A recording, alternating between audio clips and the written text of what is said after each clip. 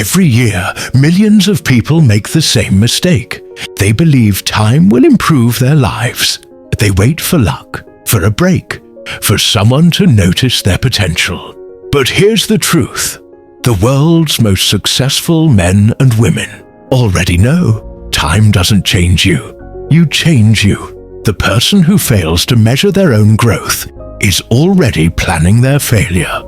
That's why the true champions of wealth and influence perform a ruthless, honest and fearless self-analysis every single year. They don't guess. They calculate. They don't hope. They design. If you're listening to this, you're not average.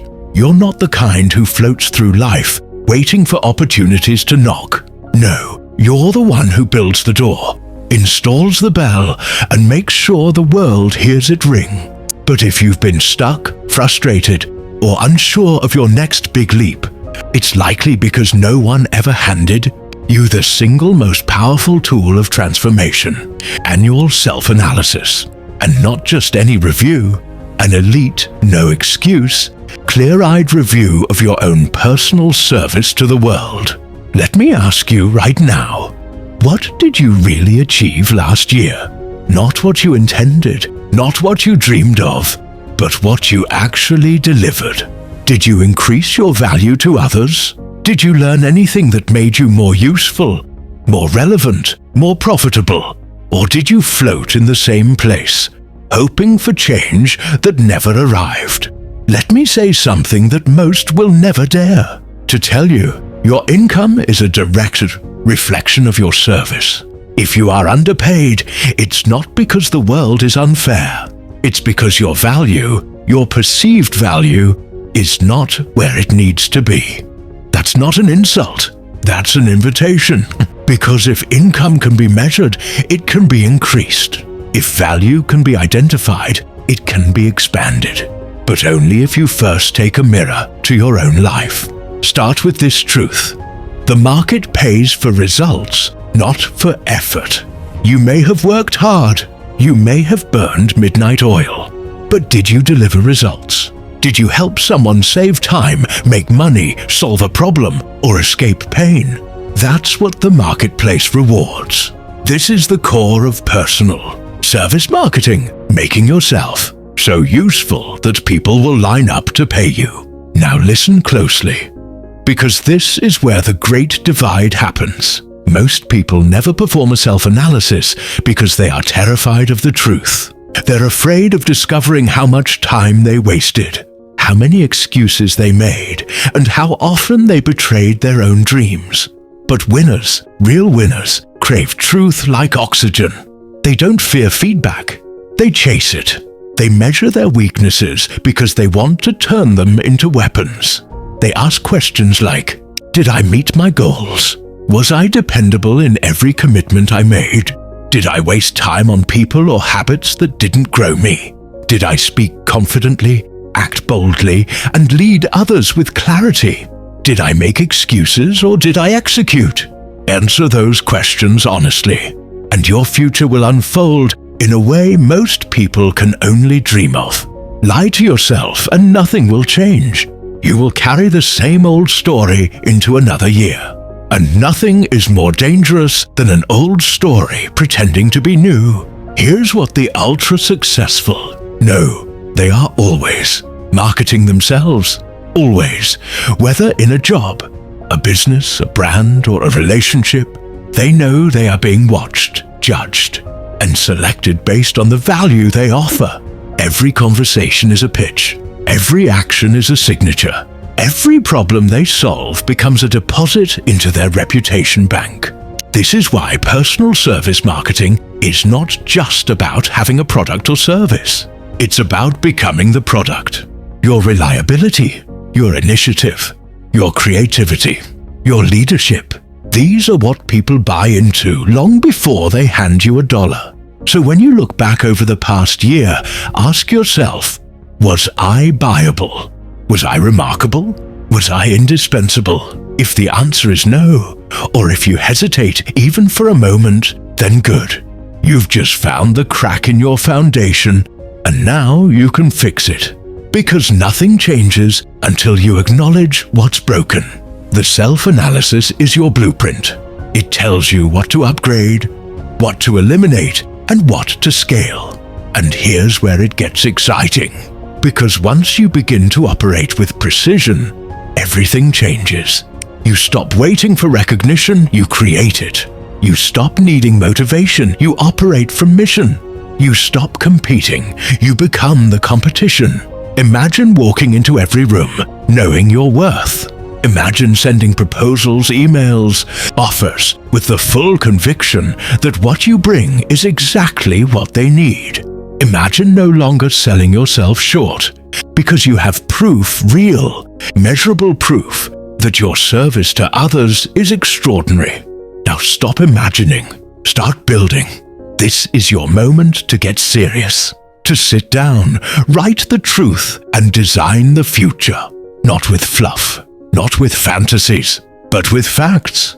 Get out a journal, open a document, ask the questions I gave you, score yourself, be ruthless, then build a strategy around those answers.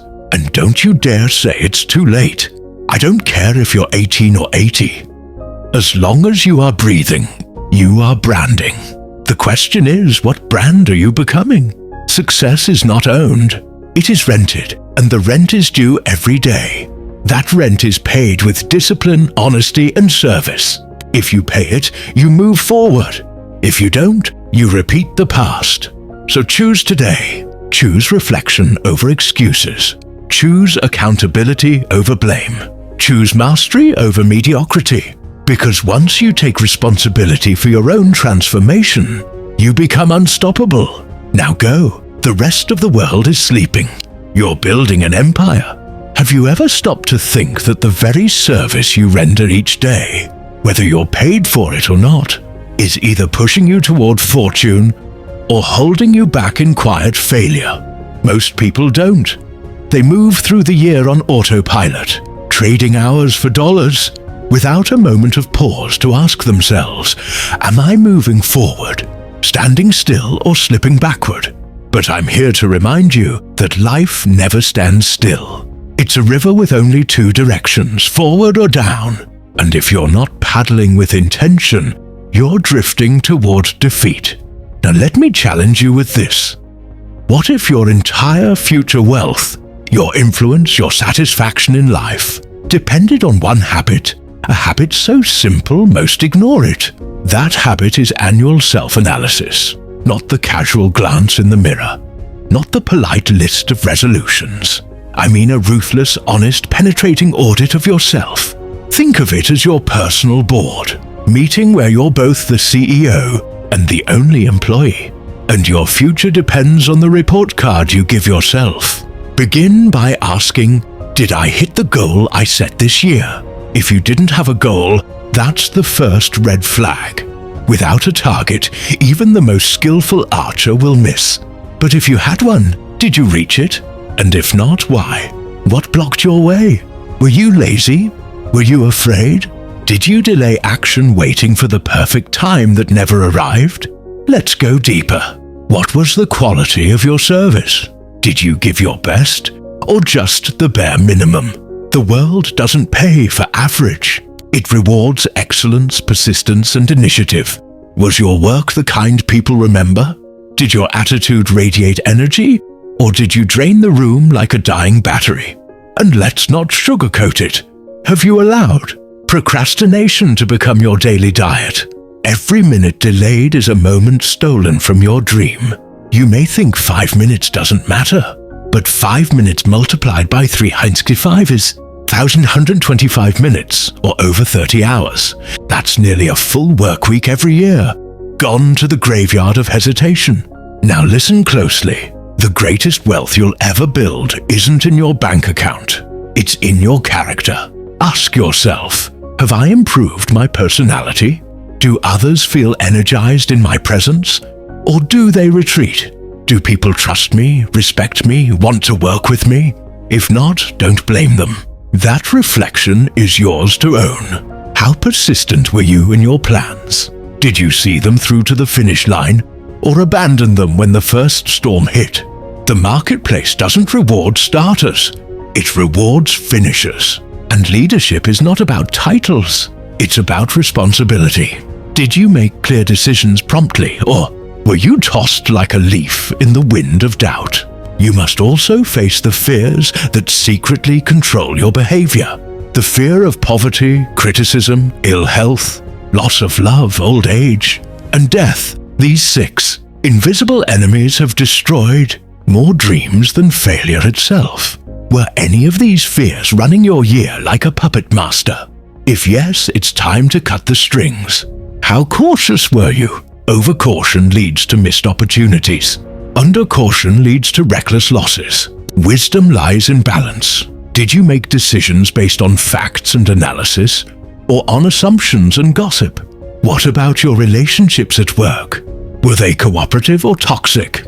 And if they were unpleasant, was that entirely the fault of others? Or did your attitude contribute? The mirror never lies, my friend. The way you treat people, especially those who can't offer you anything in return, reveals the truth of your character. Let's address concentration. How much energy did you waste this year on distractions, on scrolling, gossip, worry, and chasing trends? That energy, if focused like a laser, could have built an empire. But scattered like mist, it evaporated into nothing. Have you been open-minded, or did you reject ideas before understanding them? Arrogance closes doors. Curiosity opens them. True growth comes when you're willing to admit, I might be wrong, but I'm willing to learn. In what ways have you improved your ability to render service? Did you acquire new skills, deepen your knowledge, increase your value in the marketplace? If not, know this, the world is evolving. And if you don't evolve with it, you'll be left behind. Ask yourself, have I indulged in habits that weakened me? Overeating, overspending, overtalking, undersleeping. These are small leaks that sink big ships. Did you secretly feed your ego through status, comparison, or false superiority? True power is quiet, not boastful. Have you conducted yourself in a way that earned respect, or just demanded it? Respect is never owed. It's earned through character, consistency, and care. Did your decisions arise from careful thought, or were they reactions made in stress, emotion, or guesswork? Leaders think before they act. Followers act and then think about the consequences. And finally, did you budget your time, money, and energy wisely? The person who squanders these 3 assets will never achieve freedom. How many hours did you spend this year on activities that gave you no return? No growth, no joy, no income. Now pause and think, what changes must I make immediately to rise higher in the coming year? Not someday, not when it's convenient, now. This isn't just self-reflection, it's self-leadership. The greatest leaders in history began by conquering themselves. The battlefield is not out there, it's within. And if you master that terrain, no external enemy can ever defeat you. But here's the kicker. Most people will listen to this and nod their heads and do nothing. Don't be most people. Don't let this be just another piece of good advice you forgot tomorrow. Take the challenge. Answer the questions. In writing, share them with someone who won't let you lie to yourself. And above all, make the decision now. This year, I move forward. This year, I lead myself. Because the path to wealth is not paved with luck. It's carved with intention. One honest answer at a time. Most people never realize that the only thing standing between them and extraordinary success is the service they render and the mindset with which they render it. You don't get paid for time. You get paid for value. And value is determined not by your intentions, but by your execution. You may have dreams bigger than mountains, but unless your service reflects those dreams, you're walking in circles. So let's speak plainly. If your income hasn't increased, if your opportunities haven't multiplied, if your influence hasn't grown, it's time to face one truth. Either your service has not improved, or the world has not yet seen it. Either way, the responsibility is yours. Harsh? Maybe.